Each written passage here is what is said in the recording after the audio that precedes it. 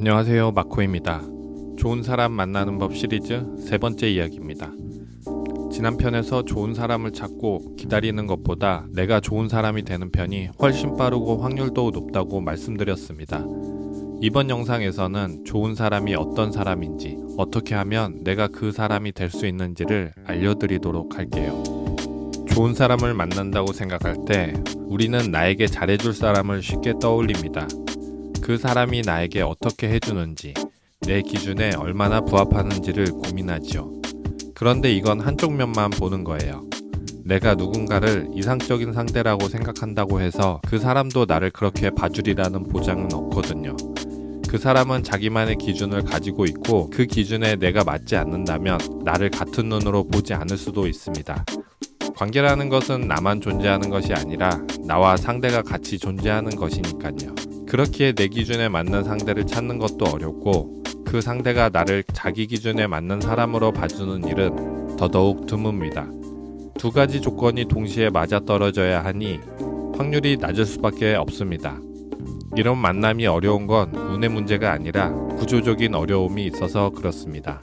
이 어려움을 극복하기 위해 내가 어떤 사람이 되어야 하는지를 구체적으로 살펴볼 필요가 있습니다. 싱글이신 분 중에 좋은 사람을 만나고 싶다는 말 정말 많이 하시는데 정작 어떤 사람인지 물어보면 저마다 다른 말을 합니다. 나에게 잘해주는 사람, 착한 사람, 존경할 만한 사람, 돈을 잘 버는 사람, 외모가 뛰어난 사람 등 누구를 떠올리냐에 따라 기준이 완전히 달라지게 되죠. 저는 어떻게 정의하는지 말씀드려 볼게요.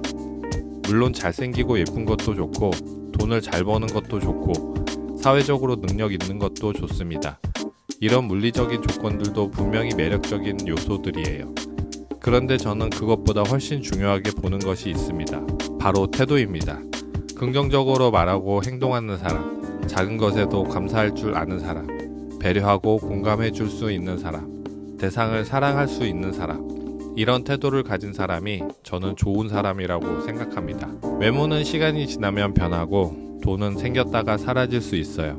그런데 태도는 매 순간 드러나며 잘 변하지 않습니다.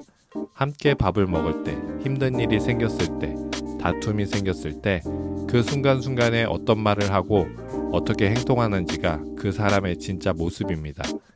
이러한 태도를 한마디로 표현하면 자존감이 높은 사람이라고 할 수 있어요. 긍정적으로 말하는 사람, 감사할 줄 아는 사람, 배려하고 공감하는 사람 등 이 모든 태도는 자기 자신의 마음이 단단하게 서 있는 사람에게서 나옵니다. 마음이 불안하고 결핍이 많은 사람은 상대를 배려하기 전에 자신을 채우기 바쁘기 때문에 좋은 태도가 자연스럽게 나오기 어렵습니다. 그렇다면 이런 태도를 갖는 자존감은 어디서 오는 걸까요? 자존감이란 자아존중감의 줄임말로 자신을 소중히 여긴다는 의미입니다. 자신을 소중히 여긴다는 말을 다르게 표현하면 자신을 사랑한다고 할 수도 있어요.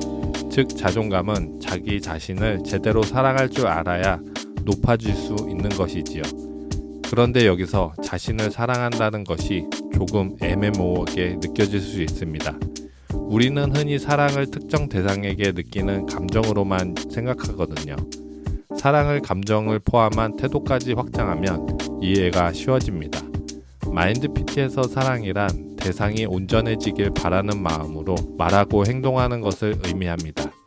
정리하자면 자기를 사랑할 줄 아는 사람은 자존감이 높아지고 높아진 자존감은 긍정, 감사, 배려, 공감이라는 태도로 발현됩니다. 그 태도가 상대에게 전해지는 사람, 이것이 제가 생각하는 좋은 사람의 모습입니다. 좋은 태도를 갖춘 사람을 밖에서 찾아 헤매는 건 앞서 말씀드린 이유로 참으로 어렵습니다.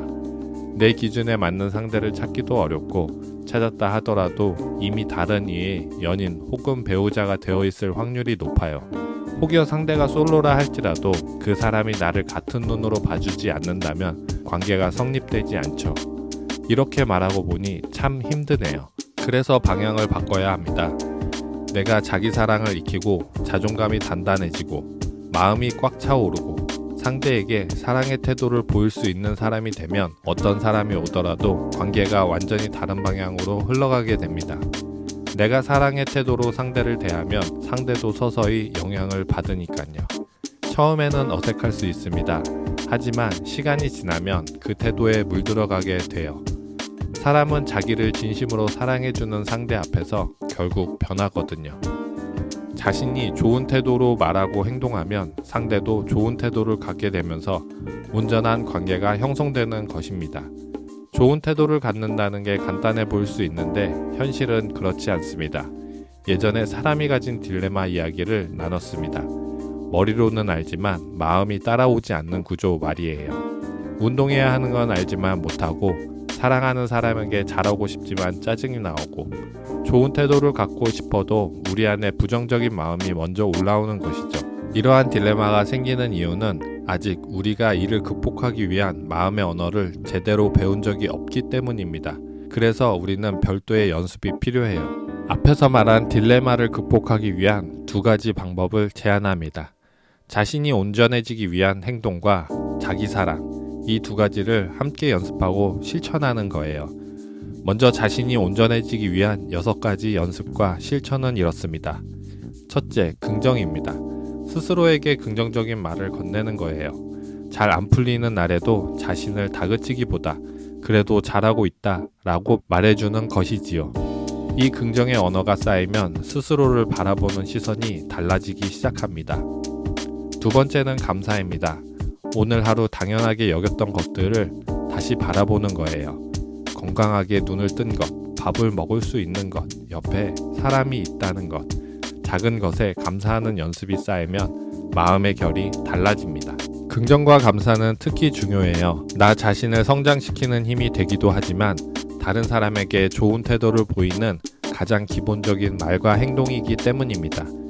내 안에 긍정과 감사가 쌓이면 자연스럽게 상대를 대하는 말과 행동이 달라지거든요. 긍정적인 사람 곁에 있으면 기분이 좋아지는 경험 다들 해보셨을 겁니다. 세 번째는 건강입니다. 몸이 버텨줘야 마음도 움직입니다. 규칙적인 수면, 식사, 가벼운 운동, 거창하지 않아도 됩니다. 자신의 몸을 돌보는 행동 자체가 나를 소중히 여기는 태도입니다. 여기서 건강이란 타고난 건강을 의미하지 않습니다. 식단을 챙기고 운동을 병행하는 적극적인 행동이 수반되는 건강을 의미합니다. 네 번째는 부족하지 않을 만큼 돈을 버는 거예요. 경제적인 결핍은 마음을 좁게 만듭니다. 여유가 없으면 상대를 생각할 공간도 줄어들지요. 많이 벌 필요는 없이 내가 온전하게 살아가기 위해 부족하지 않을 만큼이면 됩니다. 다섯 번째, 책 읽기입니다. 책은 내가 직접 경험하지 못한 삶과 생각을 만나게 해줍니다. 다양한 관점을 접하면 상대를 이해하는 폭이 넓어지고 내 안의 언어도 풍부해지니까요. 여섯 번째는 스트레스 관리입니다. 풀리지 않는 스트레스는 엉뚱한 곳에서 터지기 마련이에요. 가장 가까운 사람에게 쏟아지는 경우도 많거든요.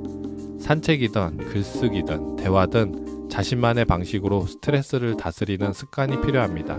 더 자세한 내용과 연습 방법은 마인드PT 네이버 카페에 연습할 수 있는 공간이 마련되어 있으니 아래 더보기 설명란에 링크를 남겨놓겠습니다.